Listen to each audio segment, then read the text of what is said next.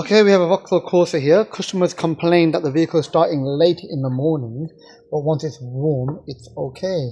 But what we found is, as soon as we thought we'd check this, do a compression test on it, but before we could even get there, we noticed one cylinder has got oil on it. And if you go inside, if you look, they're all nice and dry, but if you come right to the end, there's oil inside the chamber.